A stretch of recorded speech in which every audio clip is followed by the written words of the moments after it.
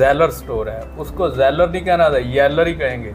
हाँ। अच्छा, जीरे को जीरा ही कहेंगे। तो लाहौर का भी आप यही हालात हैं, ये लोगों का कसूर नहीं है। लाहौर में कंस्ट्रक्शन चल रही है, उसने लाहौर का हुलिया बदल दिया है। उससे लोगों की ज़िंदगी किस तरह मुतासर हुई है और एक नई शेप ले रहा है। उसमें आज हमने जो गुफ्तगू की है, आप उसको एंजॉय करें और फिर अपने फीडबैक दें कि कौन कौन से और ऐसे शोबे हैं लाहौर की ज़िंदगी के जिनके ऊपर हम बात कर सकते हैं। तो मिलते हैं एक नई वीडियो के साथ। ये हमारे लिए एजाज़ है कि जियो न्यूज़ के सीनियर प्रोड्यूसर शाहनवाज नजमी साहब ने हमारी आज की प्रोडक्शंस की निगरानी भी की। हमारी ख्वाहिश तो ये थी कि ये 3 का सेट होगा, हम 3 लोग बातें करेंगे, लेकिन उन्होंने को ज़्यादा मुनासिब समझा कि वो कैमरे के पीछे बैठ के कैमरे के आगे बैठने वालों की रहनुमाई करें, उनको सीधा रखें और उनसे कोई काम का काम ले लें।